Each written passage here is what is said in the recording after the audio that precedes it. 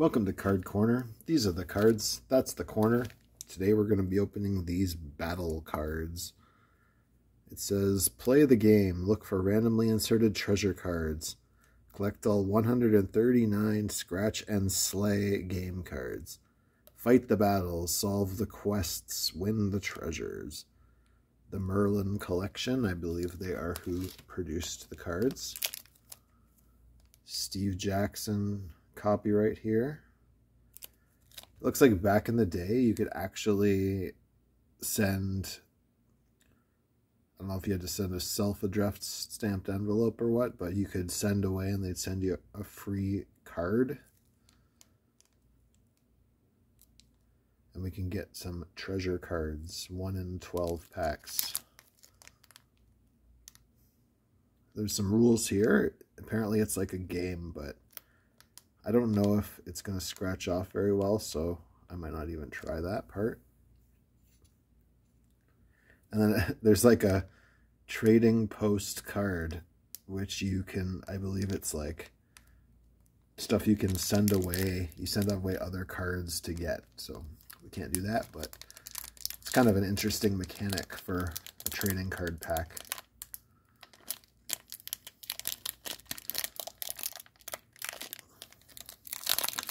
Let's see what we open. I'm kind of just sort of looking for some cool fantasy type art in these.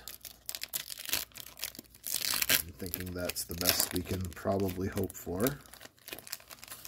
We've got the dwarf vampire here. He was in our very first episode, if you remember way back when we fixed that one card for our friend over at the Trade Cards channel. Here we got a fireball card.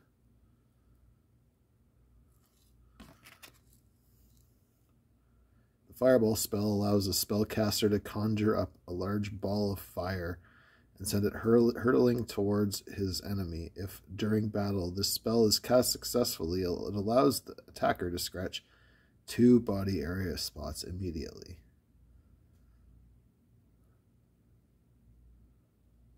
Magic spell cards can be used in battle. Agree how many spells each side can use and choose them secretly from your collection. So it looks like it's kind of like Magic, except you'd have to like use up the card to play it, which kind of seems funny. So here we got our fireball card. It's a pretty cool art.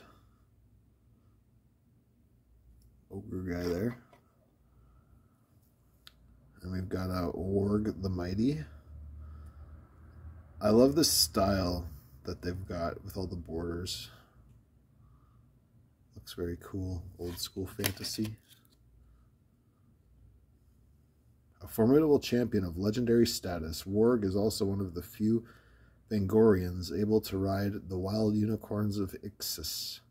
He spent his early years of manhood in a personal quest to find the Sword of Slaying.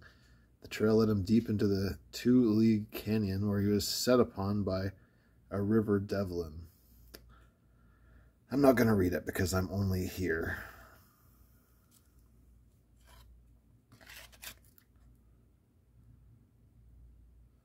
But it is cool that they give you all of that sort of story content. Secrets, number 3. Gold shield there.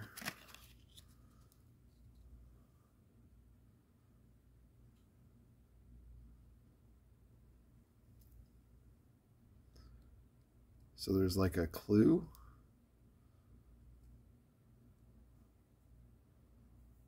I don't know what's going on there. It's like some puzzle quest for you guys to solve. Alright, this is the trading post card, I believe.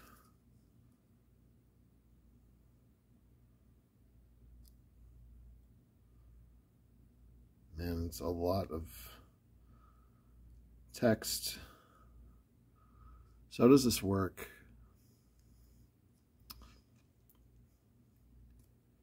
You may buy Vangoria's rare wondrous treasure cards from the trading post. Scratch off any 2 of the boxes on the front of this card. If one is a treasure and the other is a number, then you may buy that treasure for that many gold pieces. The money you use is the gold pieces values to be found under the purse boxes of defeated opponents.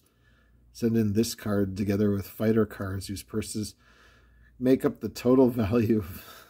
So you have to, like,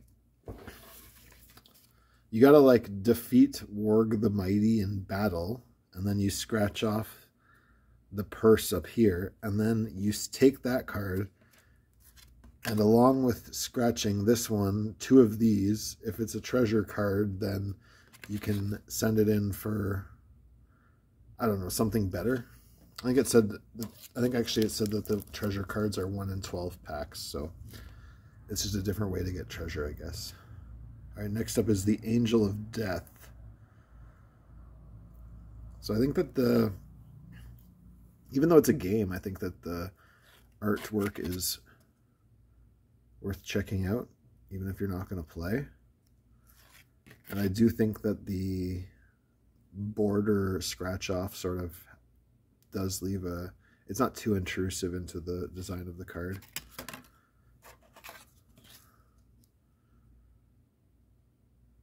It is a lot of text though. All right, next up we've got Branach.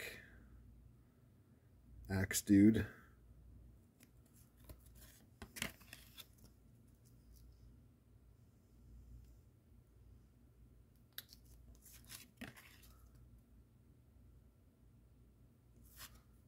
So, I don't know if I'm going to play this using these cards. Here's Medusa. But I might take some time to check out the rules and then do it. I'll probably read these to myself later, but I feel like it's a lot for a YouTube channel. Just one YouTube video. That would take, if I read every card, it would take forever. I'm only on the first pack here. Advanced Combat. Oh, look, guy lost a leg. Doesn't seem that advanced to me.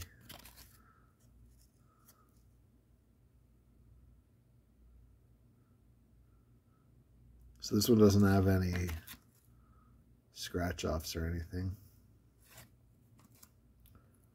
Here we got Sword Control.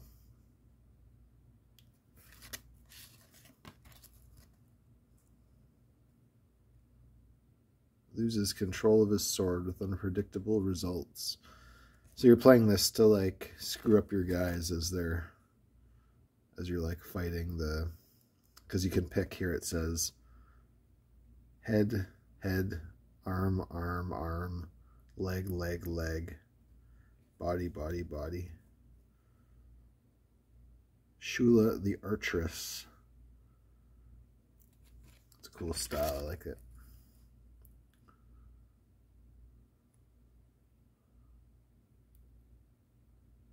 She also has a novel, like all the other guys. Here we got the Talisman of Fortune. I think this might be the treasure card. T4. Does T stand for treasure?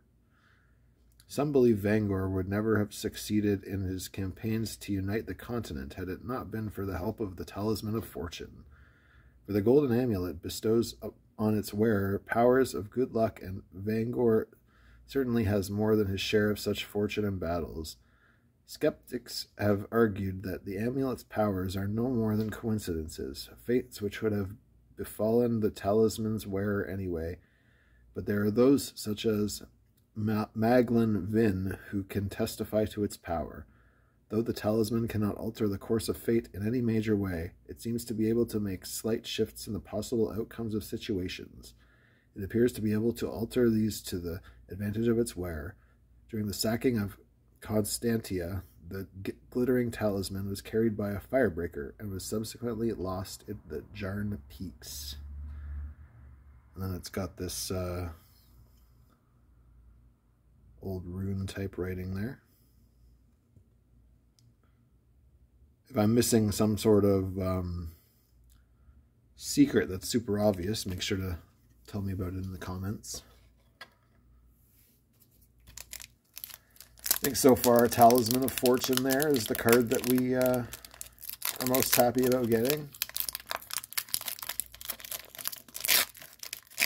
Although I do quite like the different characters and the advanced combat leg chop.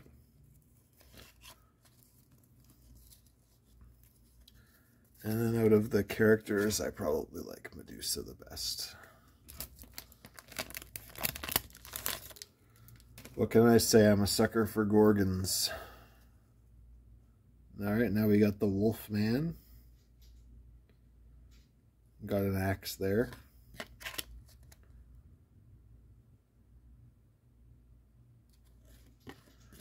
They don't know who the artist is, so I wonder what that means. If they just are taking the art from wherever. We got a battle orc. You know he's a battle orc because his sword's all bloody there.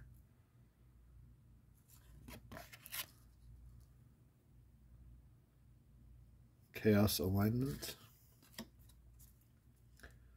We got the Sister of Darkness.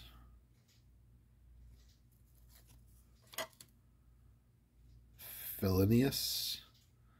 Looks like a cat guy.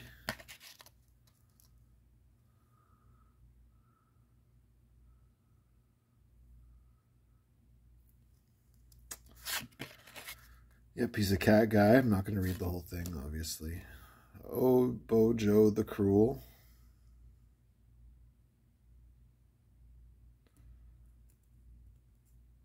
Pretty cool artworks. Here's our other advanced combat. This guy is getting his head sliced off.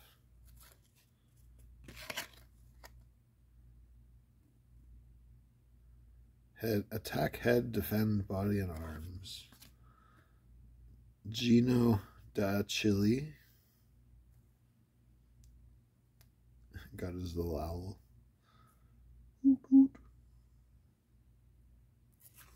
Nice owl.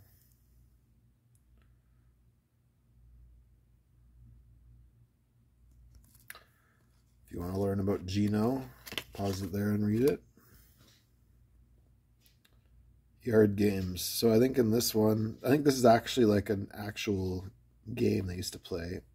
Like back when my dad was a kid, they'd like lean the card against the wall and you'd have to like throw your other cards at it, and then whoever knocked it over got all the cards everyone threw.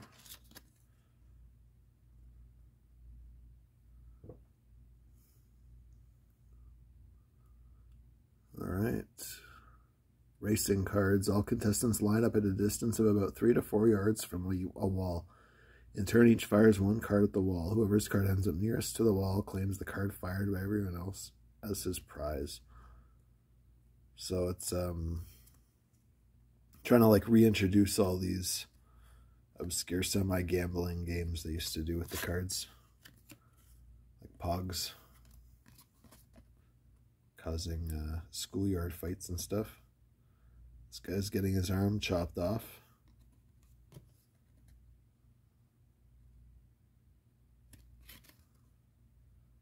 Advanced combat. Probably the yard games I like the best in that pack. One more pack to go.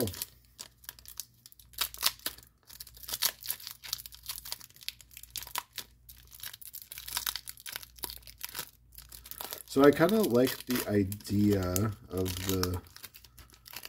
this sort of trading card game. It's very unique. Although I guess they do have the Nintendo ones, but this one seems a lot more like complex. Kingdom. Because there's like, I think there might even be some way to play with like one-on-one I saw. But to actually like finish the quest seems like it would be a lot. Another battle orc, especially if you're like sending in cards for other cards. Couldn't imagine doing something like that.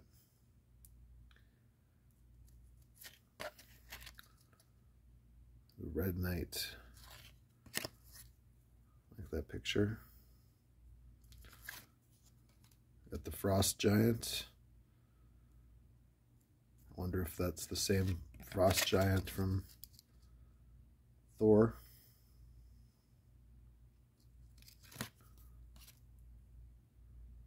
Lord of Darkness. Some evil looking guy. Horned Devils. They look like they're having a good time. This reminds me of like the Magic card sets with all the little devil guys. We got the Cutthroat.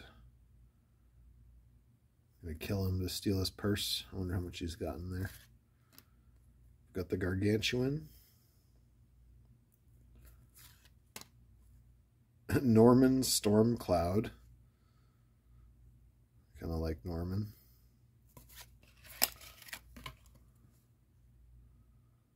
Something of a lone wolf within the province of Quain. The reputation of this brave but short-tempered warrior is well known throughout the land. All right, and last but not least, Coonsquine. Look at him. He looks like he lives on another planet. The sorry fate of Wolfjaw Will, black-hearted sword for hire, is worthy of little sympathy. When Lord Vengeance hired the Dark Warrior to ambush his ally, the Lord of the Mask, Wolfjaw Will was only too eager to join in the assassin's death squad.